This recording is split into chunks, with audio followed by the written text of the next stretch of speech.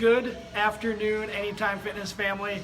It is great to be back. I'm excited working alongside Mitch. He's off to the side. You can't see him right now. Hopefully he fits in this video screen today. So today I want to come at you live telling you some tips and tricks since some of us have had 2 months off of no training. Or if you were training, it's a little bit different style because of the tools that you didn't have that are in the gym and the intensities that you're working at. So my biggest thing I want to recommend to you guys is taking it easy. I know that sounds really weird, and Mitch is looking at me like, Aaron just said taking it easy? Yes.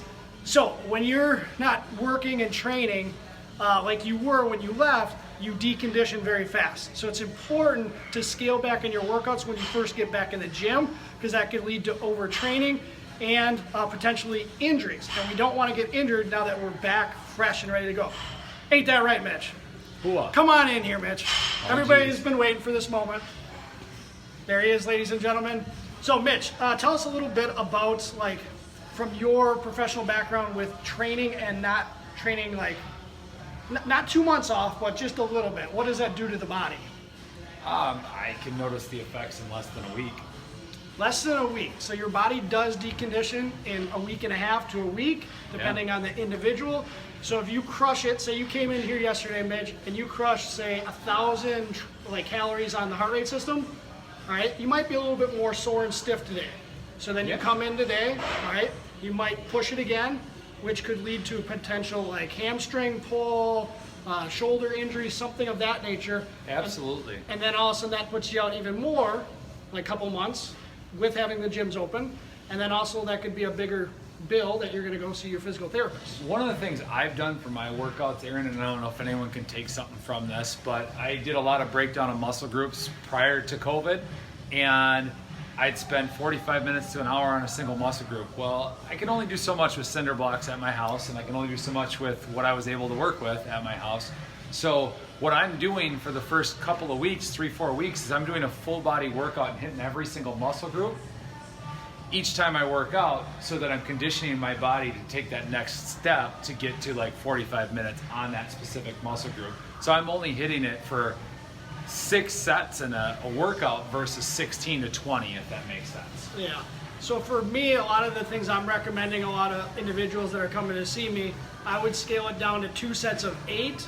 I mean, if depending on how it feels, and what you're doing and what muscle groups you're working. I know 2 sets doesn't sound like a lot, but when you wake up the next morning, you might actually feel that effect versus if you did 5 sets of 10 or 4 sets of 10, and we want to rebuild that up. So over the next 2 to 4 weeks, I'm recommending a lot of people 2 sets of 8, maybe 3 sets of 8, depending on their fitness level. Everybody's in a different capacity there.